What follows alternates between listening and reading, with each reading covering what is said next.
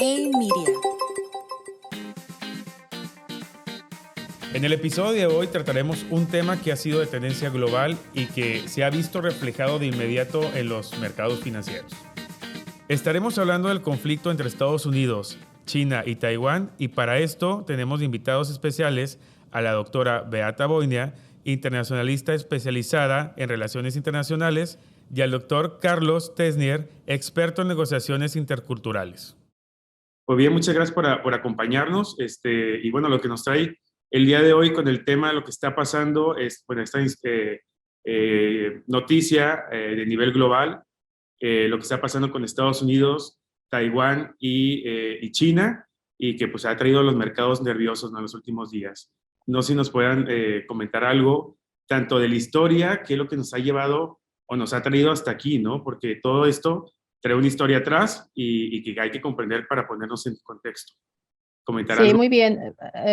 Pues muchas gracias por la invitación. Bueno, yo creo que es un tema más que importante en estos momentos, precisamente hablar de esa situación, la crisis de Taiwán. No es la primera en la historia, seguramente tampoco es la última, pero ocurre en unas circunstancias pues muy particulares en el mundo relacionados con la guerra de Rusia contra Ucrania y en general un reordenamiento internacional y es uno de los elementos precisamente de ese gran juego, de ese gran reordenamiento internacional. Pero empecemos con lo que inició todo eso, la visita de Nancy Pelosi, la presidenta de la Cámara de los Representantes de los Estados Unidos en Taiwán, que ha generado obviamente una respuesta pues muy fuerte de China, de la República Popular de China, que ya varios días antes de que Nancy Pelosi visitara Taiwán, pues advirtió a través de sus representantes de la Cancillería de China de que esa visita va a generar pues una grave crisis, va a generar problemas y va a generar también respuestas de China,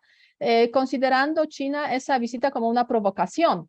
Y es un punto de vista pues que se ajusta, que se alinea perfectamente con la política de China respecto a Taiwán. Es un tema complicado, complejo y tiene muchas vertientes, pero para resumirlo de alguna forma, yo creo que es importante para los que van a escuchar o escuchan este podcast, importante recordar, o sea, de dónde surge el tema de Taiwán, por qué lo tenemos y cuál es la razón precisamente de esa gran respuesta de China frente a lo que ha pasado con la visita de Nancy Pelosi. Podría decirse, pues, ¿qué tan importante es esa visita? Pues sí, es importante porque de alguna forma sirve a Taiwán para justificar su existencia. Y Taiwán nace como fenómeno político, como entidad política en el año 1949. Es cuando, en el contexto de la Revolución China y el establecimiento de la República Popular de China por Mao Zedong, el gobierno previo a la China comunista, pues decide exiliarse precisamente en esta isla. Y durante bastante tiempo el gobierno de Chiang Kai-shek y de Kuomintang funciona en esa isla pues con su propio nombre, República de China, considerándose, y hasta hoy se considera como el continuador de la China continental. Y durante mucho tiempo también muchos países en el mundo reconocen a Taiwán como continuación de la China continental anterior a la República Popular de China. Eso cambia en los años 70, cuando incluso los Estados Unidos pues deciden restablecer o establecer relaciones diplomáticas con la República Popular de China y a raíz de eso pues obviamente dejan de reconocimiento como país a República de China o Taiwán, pero no dejan las relaciones con Taiwán, convirtiéndose los Estados Unidos en la pieza fundamental de la seguridad y defensa de Taiwán a través del armamento, sobre todo, que proporcionan a Taiwán. Entonces, el objetivo de la República Popular de China en ese contexto, pues ha sido siempre, y hoy en día se manifiesta eso también con mucha fuerza, pues básicamente recuperar control sobre Taiwán, que los chinos consideran como una provincia rebelde y como parte de su territorio, mientras que los que viven en Taiwán se consideran como la continuación de la China anterior a la China comunista. Y el objetivo pues, de las partes es muy distinto en ese contexto y cualquier visita de ese tipo generaría siempre problemas y generaría siempre dificultades, hoy más que quizás en los años anteriores por la política de Xi Jinping por una parte y también por la retórica que tenemos en el contexto de Taiwán. Ya, perfecto. Así, grandes rasgos. Muy interesante, muy interesante. No sé si quieres agregar algo, Carlos, también como, pues, como experto en este tema. Sí, gracias, Félix. Primero, pues un saludo a ti, un saludo a Beata. Digo, lo que menciona Beata es completamente cierto. Yo solo quisiera puntualizar algunos elementos que considero que son de extraordinaria importancia. El primero, mucha gente piensa que esto es similar a la invasión de Rusia en Ucrania.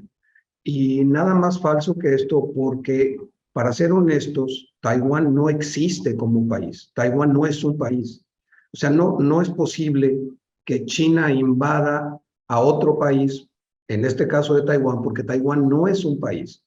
Como bien lo comentaba Beata, en 1971, la resolución 2758 de la ONU, que está vigente el día de hoy, esta resolución 2758 de la ONU expulsa, y uso la palabra expulsa, a la República de China del contexto internacional. En otras palabras, le quita el reconocimiento por completo al gobierno de la isla y se lo da a la República Popular, es decir, se lo da al gobierno central de China.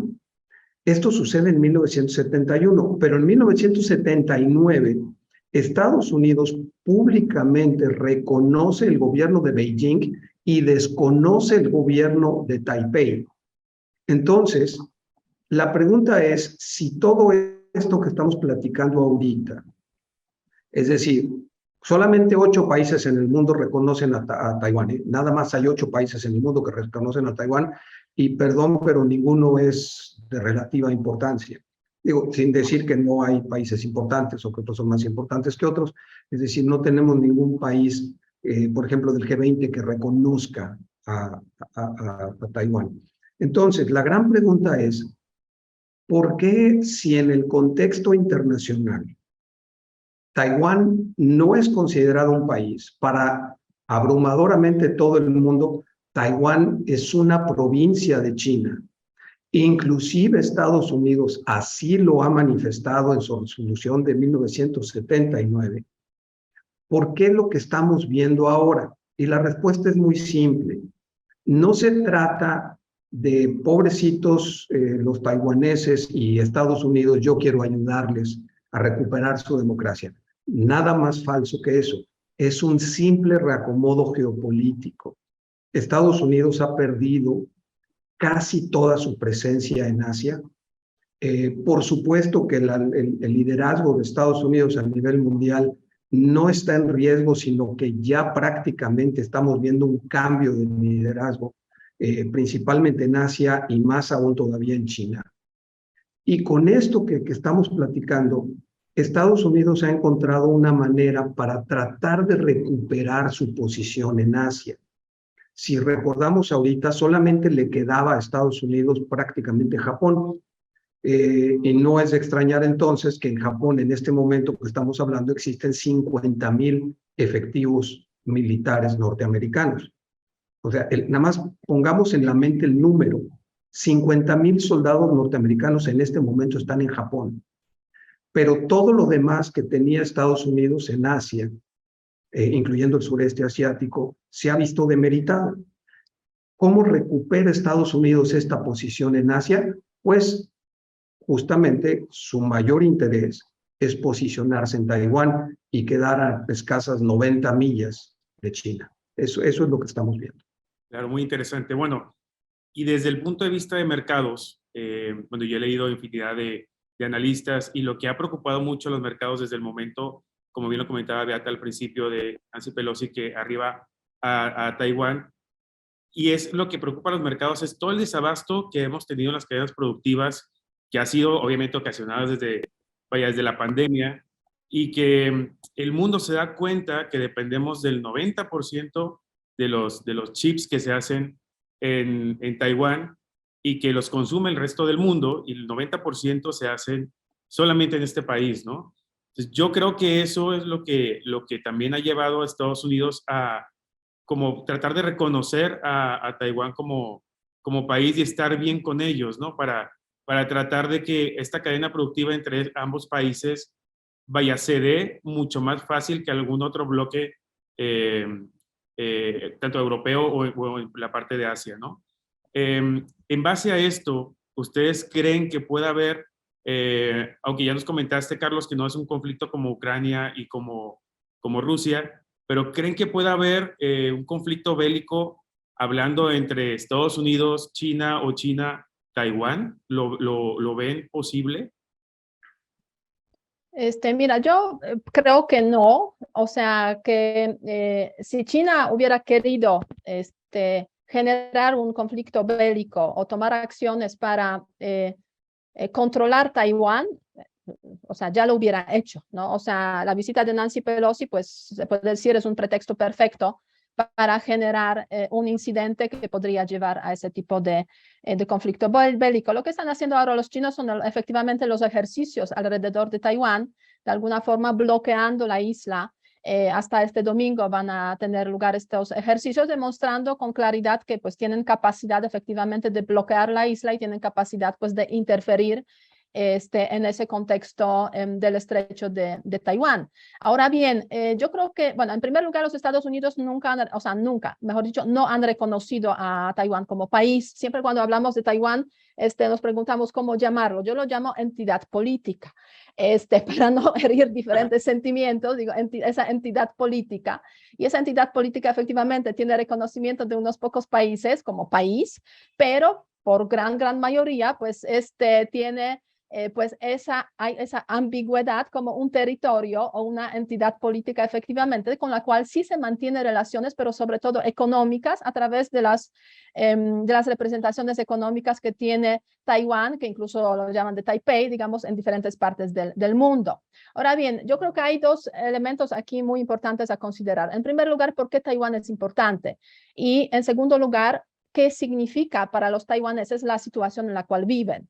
Entonces, si lo vemos desde la perspectiva de por qué Taiwán es importante, tú mencionaste, Félix, efectivamente, el tema económico, el tema de semiconductores y, digamos, un gran peso, la responsabilidad que tiene este país con sus empresas para proveer esos semiconductores al mundo, una parte importante del mundo, incluyendo la industria que se ha establecido en México, por ejemplo, la industria automotriz trae sus semiconductores precisamente de Taiwán, por eso no se ve tanto afectada por la guerra de Rusia contra Ucrania, porque los semiconductores vienen de ahí.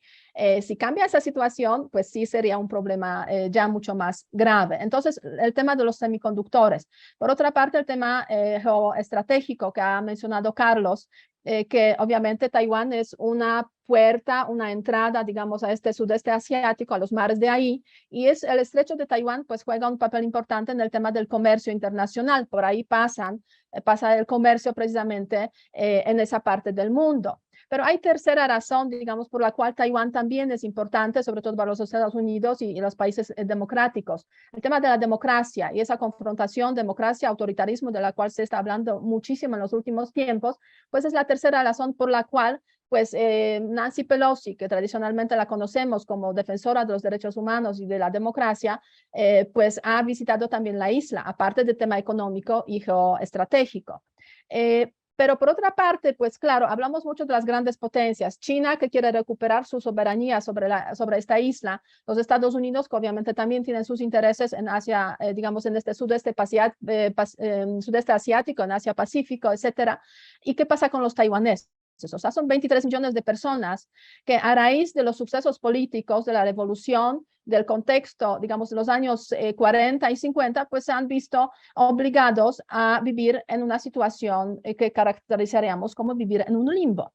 O sea, porque tienen al lado a China, que con un movimiento pequeño, pues podría fácilmente ocupar una isla y digamos, incorporarla en ese territorio de la República Popular de China, pero por otra parte, pues una isla que está perdiendo, que ha estado perdiendo reconocimiento internacional a partir de los años 70 de una forma brutal, a tal punto que unos pocos la reconocen. Pero por otra parte es un punto importante desde un punto de vista, desde la perspectiva económica.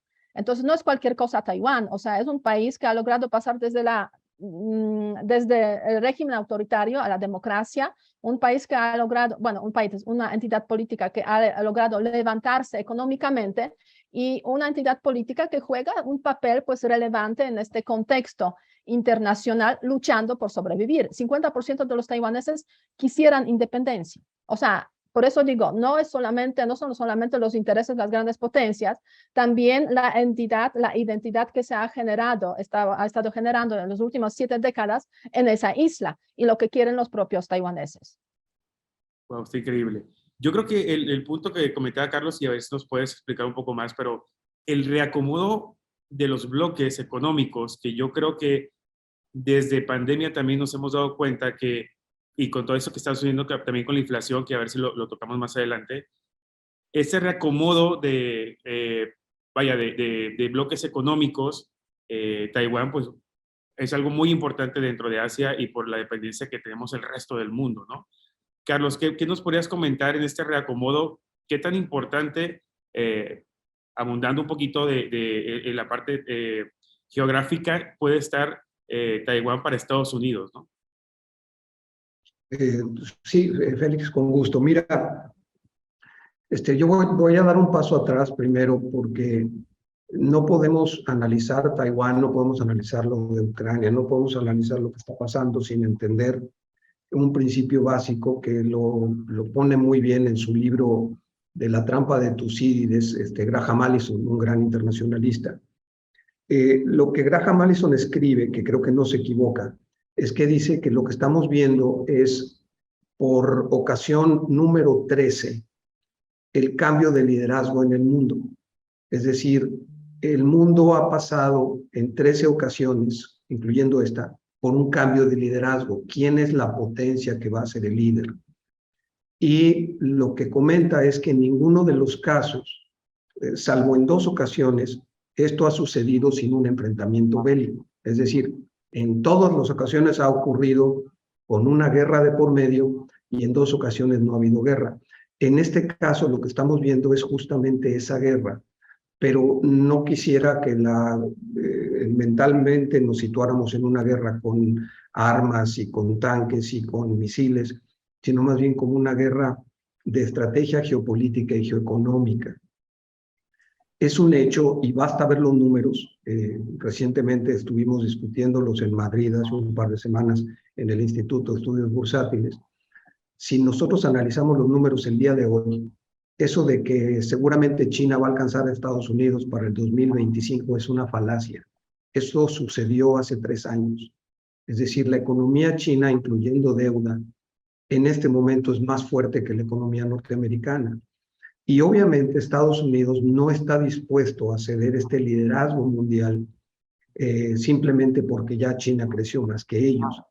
Entonces, esto que estamos viendo, lo que está sucediendo es este cambio de liderazgo en el mundo.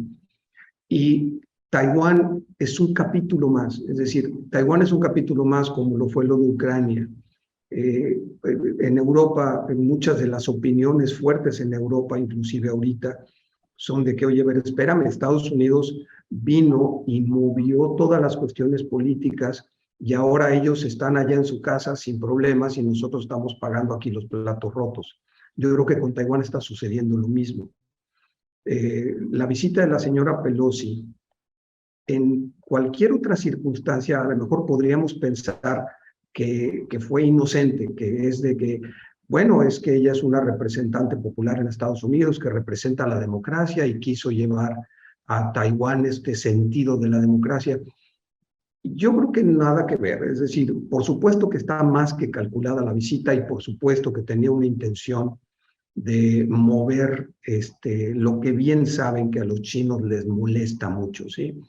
Y por otro lado, Beata comentaba muy bien la parte de la democracia, pero en lo personal, yo les comento, yo soy profesor de la Universidad de Shanghái, voy 3 veces al año a dar clase por 4 semanas a la Universidad de Shanghái. Y yo siempre he preguntado, ¿por qué todos pensamos en Occidente que la democracia que la democracia es el único sistema que pudiera funcionar. Yo veo el pueblo chino, es un pueblo que tiene más de 3000 años de existencia. Cuando en Europa estaban pintando monitos en las paredes, los chinos ya tenían la pólvora. Nunca jamás han tenido un minuto de democracia y la pregunta es, ¿la necesitan? O sea, ¿por qué nos empeñamos en llevar los valores democráticos a todo el mundo pensando que esa es la única receta que puede funcionar? No me malinterpreten. Yo no me imagino Estados Unidos, no me imagino México con un sistema que no sea democrático. Por supuesto que no. Pero, ¿qué es lo que a nosotros nos da la autoridad para decir, este sistema mío es el que debe imperar en todo el mundo y si no tienen ese sistema, entonces andan mal? Entonces tengo que entrar a arreglarlo. Ahí es donde yo difiero, ¿sí? Yo me manejo en China mucho, voy mucho a China, platico con los chinos, no como turista, sino como parte del sistema, y yo no entiendo por qué queremos que China o cualquier otro país de ese tipo funcione con ese sistema. Claro, sin duda les ha funcionado, ¿no? Bien comentabas, para el mundo la economía china pues es muy importante, ¿no? Y si tienen ese tipo de gobierno y ha funcionado hasta cierto punto para llegar a sacar de la pobreza a tanta gente en China, que es lo que ha sucedido en los últimos años, algo están haciendo bien, al menos, ¿no? Pero pues muy interesante. Desde el punto de vista de mercados, lo que también ha preocupado mucho, obviamente, y regreso al tema de semiconductores, y esto ha sido una parte que Taiwán hace la manufactura del 90%, como lo comentábamos, de los semiconductores, pero toda la parte intelectual de cómo se hacen los chips son de Estados Unidos, ¿no? Y lo que el mercado había estado también mortificado de esta parte es, ¿qué pasaría si hubiera un conflicto entre China y Estados Unidos y expropiaran esta parte intelectual de los chips y que ahora se quedaran con la manufactura y se quedaran con la parte intelectual de todo esto que es tan importante para el resto del mundo y que nos ha paralizado en ventas de autos y en muchos otros sectores que vimos que vimos con mucha depresión al principio de la pandemia, ¿no?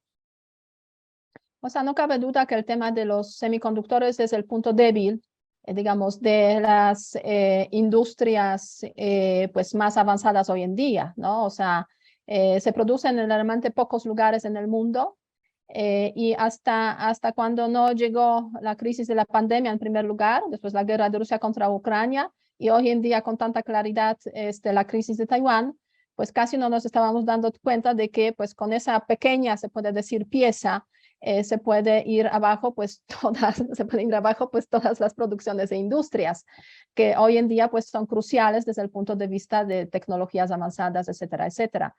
Y en este sentido yo creo que obviamente sí, o sea, tú mencionas, no, en cuanto a las cifras, o sea, como 63% de los semiconductores, si no me equivoco, vienen de Taiwán. Ahí hay como 5 empresas, una de ellas domina totalmente el mercado. En China se produce como 6%, tenemos también pues a Corea del Sur con cierta producción, esa es más o menos la distribución. Pero en ese contexto no cabe duda que hay un temor también en los Estados Unidos, de que los cambios, por ejemplo, la recuperación por la República Popular de China del control sobre Taiwán, podrían significar un golpe duro para los Estados Unidos. Sería un golpe durísimo que se sumaría ya a lo que estamos viviendo hoy en día con la guerra de Rusia contra Ucrania, digamos, las consecuencias de la inflación, sanciones y todo eso, ¿no? O sea, en la estrategia china podríamos decir, si los chinos quisieran dañar a los Estados Unidos, pues lo que podrían hacer justo en ese momento es ocupar Taiwán o recuperar soberanía sobre Taiwán. Y eso sí sería problemático. Ahora bien, las empresas que están en Taiwán, sobre todo la principal que está produciendo ese gran número, o sea, proporcionalmente gran número de los semiconductores, pues tienen también gran cantidad de medidas de seguridad para precisamente pues evitar ese control que podría ocurrir en caso de que pues la República Popular de China pues llegara a Taiwán y pues, separaría la producción,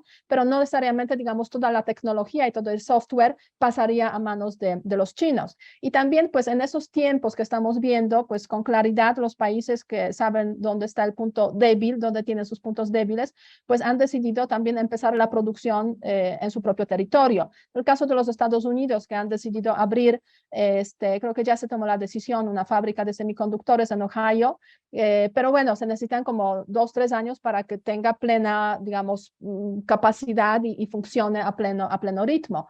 Entonces, sí, yo coincido plenamente de que estamos viviendo los momentos muy importantes de reordenamiento internacional en el cual los países que han jugado el papel principal, las grandes potencias, pues están luchando por sobrevivir. El caso de los Estados Unidos, pero también el caso de Rusia, frente a pues, las nuevas potencias como China, que está apareciendo de nuevo en el escenario internacional.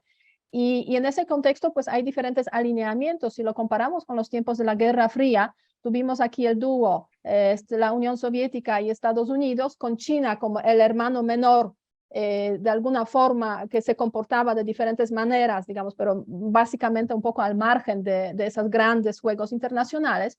Hoy en día estamos viendo pues un cambio, o sea, es el dúo Estados Unidos y China sobre todo, y Rusia pues como empieza a ser un hermano menor en ese contexto alineado más con China, porque pues no le queda de otra básicamente.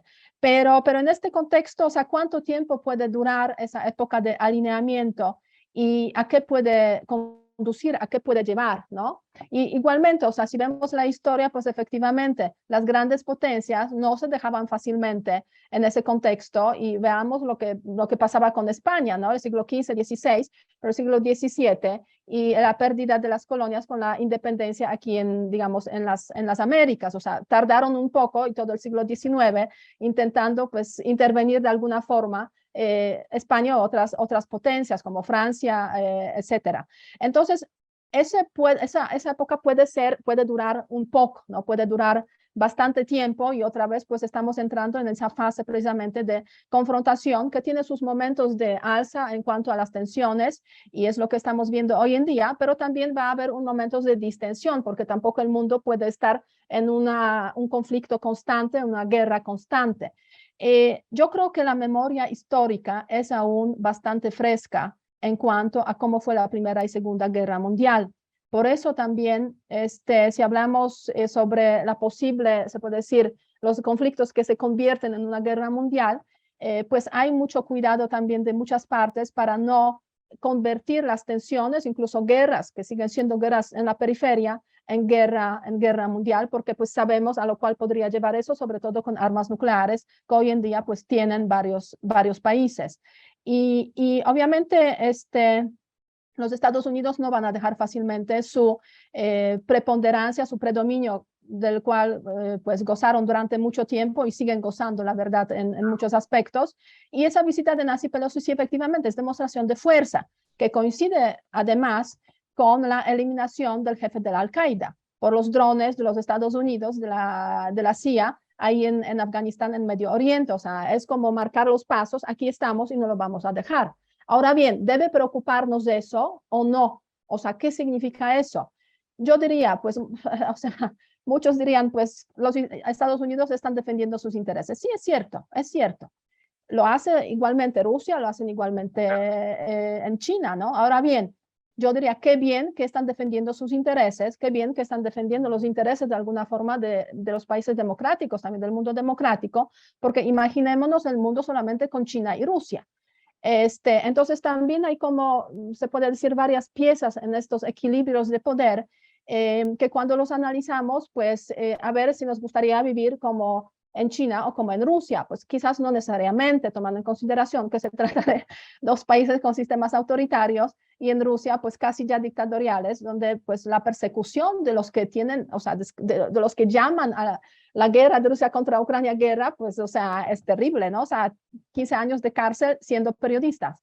Entonces sí, son, se puede decir, a veces equilibrios y evaluaciones difíciles y en ese contexto preguntarnos si la democracia es el mejor sistema. Pues es el sistema en el que vivimos, ¿no? Y pues nos ha funcionado con mejoras, momentos difíciles, pero es el sistema en el que vivimos y pues es difícil imaginarnos vivir en otro sistema. Si es el sistema que debería dominar en todo el mundo, pues es el signo de interrogación, que surge a raíz de esa idea de que las democracias no luchan entre sí, básicamente. O sea, esa teoría, digamos, que ha sido demostrada en las relaciones internacionales, de que en principio las democracias no entran en guerras entre sí, con unas poquísimas excepciones que se han visto. Entonces hay esa idea de que si todos son democráticos, pues la verdad es que podríamos eliminar básicamente pues las guerras entre los países. Pero claro, esa ya práctica de lo que es la teoría, pues se convierte o tiene sus obstáculos en el momento de la implementación, porque efectivamente, pues decir a los chinos, pues sean democráticos, siendo ellos, pues una gran potencia con esas capacidades, pues choca con un obstáculo evidente y así, pues con muchos otros países. Claro, está muy interesante. Por un lado, obviamente Estados Unidos siendo democrático y con otro sistema, China del otro lado del mundo, siendo tan fuertes los dos, ¿no? O sea, difícil ponernos de acuerdo. Pero Carlos, desde tu punto de vista también, en este reacomodo político y de economía que estamos tocando el punto del día de hoy, ¿dónde ves situado México? Obviamente estamos en América del Norte, estamos en el Tratado de Canadá, Estados Unidos y México, pero en todo esto, ¿qué papel juega México en este reacomodo? ¿Lo ves en algún papel importante o ves que podamos estar en algún en algún problema futuro de desabasto mayor o inflación mayor a causa de esto que estamos platicando Estados Unidos y China? Gracias, Félix. Mira, primero, y contestando a tu pregunta, déjame regresarme un poquito a los semiconductores. En primer lugar, a nosotros se nos olvida que la manera como medimos el mundo, como lo vemos, esta visión que tenemos del mundo está completamente desactualizada. Seguimos viendo el mundo como lo veíamos hace 50 años. Y por supuesto que ya no funcionan los esquemas tradicionales. ¿A qué me refiero? Por ejemplo, se ha hablado mucho de los semiconductores y que Taiwán produce la gran mayoría. Déjame que les diga un dato muy interesante. El año pasado, 2021, de todos los semiconductores que se fabricaron en Taiwán, más de la mitad fueron exportados a China. Solamente el 3% se exportó a Estados Unidos. Entonces, si nosotros decimos, oye, es que Taiwán es el principal productor, ¿y qué va a pasar? A ver, las que mandan realmente la producción y dónde se está produciendo tal y cual cosa no son los gobiernos, son las empresas. Una empresa decide irse a producir a X o Y país por sus intereses personales. Y esos intereses que tiene la empresa están por encima de los intereses políticos de los países. ¿Qué le pasó a Trump cuando quiso que todas las empresas regresaran a producir a Estados Unidos? Que se topó con pared, porque no pudo conseguirlo. Entonces, si nosotros seguimos tratando de analizar el mundo basándonos en que el mundo está regido por los países, estamos completamente equivocados. Esa es la primera. La segunda, a ver, yo perdón que sea tan insistente, pero a mí me cuesta mucho trabajo entender el mundo pensando en cómo funcionan los países. A ver, vamos a ver. Primero, si nosotros nos vamos a la historia, vamos a darnos cuenta que el sistema chino nunca ha sido un sistema imperialista. En otras palabras, los chinos jamás han pretendido que el mundo hable chino, jamás han pretendido que todos le rindan pleitesía al líder chino. Cuando los chinos han estado en otros países en el mundo, lo que buscan siempre ha sido el dinero. En otras palabras, lo que China quiere del mundo es el dinero. A China no le interesa que los mexicanos o que los estadounidenses o quien tú quieras, no les interesa que hablen chino, no les interesa que crean en sus costumbres, no les interesa que convivan con su forma de ser, ni siquiera les interesa que coman lo que ellos comen. Lo que a ellos les interesa es que si tú y yo nos gastamos 100 pesos, que 90 de esos 100 pesos vayan a parar a China. Eso es lo que ellos quieren. Y lo que han estado haciendo en el mundo es justamente eso. Por eso el sistema chino se conoce como un sistema que no es imperialista, que es un sistema tributario. Ahora, en ese sentido, y bien decía Beata que los países democráticos no se pelean entre sí, pues claro que no, porque los países democráticos no pretenden exportar su democracia a otro país democrático. Si nos vamos a las guerras del siglo XX y algunas de las guerras de este siglo han sido por ideología. Estados Unidos tratando de imponer la democracia en todos los países. Y vuelvo al principio. ¿Por qué nos cuesta tanto trabajo entender y respetar que otros países funcionen de otra manera? No podemos entender a China si no entendemos el principio del Yunzi. El principio del Yunzi es lo que hace que China funcione como funciona. Este principio del Yunzi se lo dejó Confucio al pueblo chino. Y lo que dice Yunzi es esto. A ver, tú no puedes escoger a tu padre. O sea, no hay un sistema democrático que te diga, a ver, aquí tú a quién quieres que sea tu papá. Pues eso no sucede. Entonces tú como hijo, a ti te llega por mandato divino un padre. Y ese padre, tú tienes la obligación de respetarlo y tienes la obligación de amarlo. Pero él tiene, en cambio, la obligación de cuidar de ti y de velar porque tú estés bien. Y los chinos exportan este principio del Yunzi al gobierno. Ellos dicen, tú no vas a votar por quién va a ser tu líder. Tu obligación es respetarlo y quererlo, pero el líder tiene la obligación de cuidarte y tiene la obligación de ver por ti. Y si él falla, tu obligación como pueblo es quitarlo.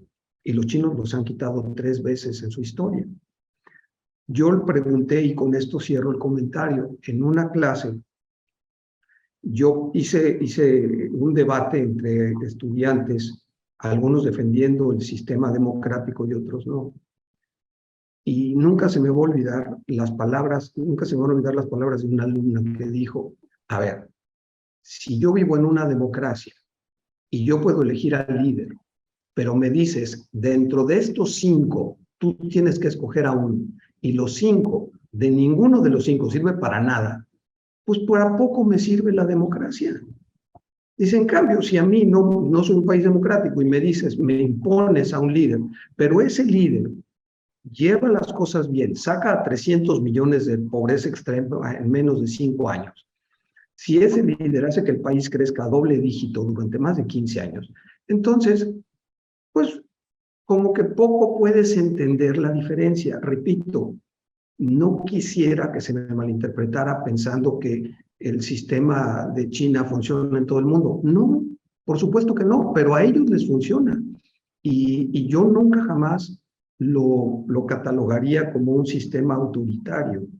Es cierto, estamos acostumbrados a otra cosa, vemos las libertades muy diferentes, pero yo no creo que eso se pueda traducir en que es un sistema autoritario. Esa es mi opinión muy humilde. Perfecto. Sí me gustaría cerrar con la pregunta de dónde vemos a México situado con todo todo este conflicto que pudiera llegar a existir. No sé si, Beata, tengas algún comentario de cierre, algo interesante que tú veas entre México y todo este juego que está pasando, reacomodo que hemos platicado. Sí, yo creo que hay varios puntos aquí a considerar. O sea, México es en principio un país se puede decir, otro hemisferio. Entonces, ¿por qué tendría que tener intereses por allá? Algunos dirían, y sería una opinión totalmente equivocada. En un mundo globalizado, interconectado, pues lo que ocurre allá sí afecta a lo que pasa aquí en este hemisferio. Ahora bien, hay 2 puntos cruciales aquí. En primer lugar, México es parte del Consejo de Seguridad de las Naciones Unidas hasta finales de este año, y eso es un punto muy relevante. Justo con Brasil, además, representan a esa región de América Latina. El Consejo de Seguridad, que pues ha resultado ser un fracaso para solucionar grandes, se puede decir, conflictos, crisis, problemas del mundo, pero sigue existiendo y sigue siendo pues de alguna forma el foro en el cual pues se encuentran las grandes potencias y los miembros no permanentes del Consejo de Seguridad, entre ellos México, para tratar los temas precisamente del momento. Entonces, en ese contexto, sí, México pues tiene que tomar la palabra, tiene que tener la voz una vez que pues solicitó ser elegido como parte del Consejo de Seguridad. Y aquí en México pues en general ha presentado posiciones llamada al diálogo, o sea, básicamente el principio de la no intervención, obviamente, y soluciones pacíficas, lo cual pues se puede decir, es una voz positiva en ese contexto para calmar los espíritus de conflicto, de tensión o de guerra, aunque quizás no aporta soluciones concretas, ¿no? O sea, cuando las partes están en guerra, como lo vemos en Ucrania, pues sí, es fácil hacer llamado a que hablen, pero no hay forma de sentarlos a la mesa a veces. Pero bueno, en principio es a través del Consejo de Seguridad, como en esos justamente momentos, estos 2 años, el año pasado y este año, México sí tiene una voz más relevante en el contexto internacional. Y por otra parte, si lo vemos desde el punto de vista económico, es cierto, como mencionó Carlos, que las empresas son las que mandan, pero se está volviendo cada vez eso menos cierto, me da la sensación, porque a raíz precisamente de la guerra de Rusia contra Ucrania y también el tema de la crisis de COVID, lo que se ha visto es que los países tienen cada vez más necesidad de proveeduría cercana, de producción cercana, precisamente para que, pues, evitar esas interrupciones de logística o evitar los chantajes políticos, como vemos en el caso, por ejemplo, de recursos energéticos o incluso los granos en la situación de la guerra de la Rusia contra Ucrania. Entonces, hay una tendencia política muy fuerte de que los países tengan una proveeduría con los países que de alguna forma comparten los mismos valores para pues no verse amenazada su seguridad. Y eso hace que las empresas sí tienen que tener más en consideración ahora los aspectos políticos, más que hace, digamos, incluso 3, 4 años, 5 años. Hemos vivido los últimos casi 30 años desde cuando cayó el comunismo y el muro de Berlín, una situación, se puede decir, de una euforia, ¿no? Ya no hay muros, los bloques, se acabó, las empresas pues ahí yendo a diferentes regiones, aprovechando o sobre todo haciendo evaluaciones de carácter económico. Eso me conviene, voy a Bangladesh. Eso no me conviene, pues me salgo de Estados Unidos y hay ese proceso todo ese proceso de traspaso de las empresas de los países más desarrollados a países menos desarrollados. Ahora bien, a todo eso se suma ese nuevo criterio político. Y aquí está México, que es un país en principio democrático con sus fallos, sin ninguna duda, que conocemos todos, pero un país que está cerca de un mercado importantísimo de los Estados Unidos vinculado a través de TEMEC. Hay una oportunidad gigantesca de la cual se habla desde hace ya algunos años de nearshoring, o sea, la proveeduría cercana, con un país, digamos, que es uno de los principales consumidores en el mundo, y esa es una oportunidad que existe y que se podría profundizar mucho más. Ahora bien, por varias razones no se está haciendo tal como quizás podría hacerse. Y eso surge precisamente en ese contexto, por una parte de la pandemia, de la crisis de la pandemia, pero por otra parte se profundiza en el contexto de la guerra de Rusia contra Ucrania y el tema de las relaciones entre China y los Estados Unidos. Las empresas necesitan y los países esa seguridad de proveeduría, y si México sabe aprovechar, qué bien. Me da la sensación que no necesariamente está, digamos, viendo con precisión ese tema y aprovechándolo de forma correcta. Claro, es que porque al final de cuentas, todo lo que has comentado de esa falta de suministro, proveeduría cercana, nos ha llevado a este punto que ha estado sufriendo Estados Unidos, y es a nivel global, Estados Unidos, México y todos los bloques económicos, que es toda esta inflación que hemos estado viendo, ¿no? Y que obviamente eso es lo que los mercados pone muy nerviosos, la falta de suministros, tan importantes como semiconductores o como algunos otros suministros que puede ser de China hacia Estados Unidos, vayan a hacer una presión inflacionaria todavía peor a la que estamos viendo. Estados Unidos está viendo inflaciones que no había visto en 44 años, y eso nos pone al mercado muy nervioso, que pueda llegar a subir la tasa de interés y pueda poner una política restrictiva más dura a la que estamos viendo hoy por hoy. Mi pregunta hacia este sentido es, ¿esta posibilidad de algún conflicto o de mayor inflación dentro de lo que hemos estado viendo por simplemente el hecho de Estados Unidos y China tengan ese conflicto hoy por hoy? En ese escenario, ¿ustedes lo ven factible, lo ven posible, o le dan un escenario de cero y solamente quedamos, como que dicen, en una plática o en un susto, ¿no? No sé, Carlos. Sí, Félix, mira, tenemos que irnos a las bases de cómo funciona el sistema internacional, y para esto, y responder tu pregunta, no podemos olvidarnos que los países, los estados, su agenda internacional, en teoría la diseñan pensando en qué es lo mejor para el país. La verdad, y esto queda completamente comprobado en todos los casos, es que la verdad es que ellos lo que hacen es que deciden su agenda internacional dependiendo de qué es lo que más le conviene a la clase política que está en ese país en ese momento. En otras palabras, ¿a poco podemos pensar que el viaje de Nancy Pelosi no tiene nada que ver con que Biden está súper debilitado y que van a enfrentar unas elecciones dentro de algunos meses? O sea, por supuesto que está ligado, y poco les importó el desestabilizar el sistema internacional con la simple idea de, bueno, vamos a fortalecer el gobierno actual de Estados Unidos por los intereses políticos. Y lo mismo sucede en México y en todos los países. Por eso yo decía, las empresas analizan mucho mejor que los propios estados la agenda geopolítica. Le entienden mejor a la geopolítica a las empresas que los estados mismos, porque tú no sabes quién va a estar al frente mañana de X o Y país, y eso es lo que sucede con México.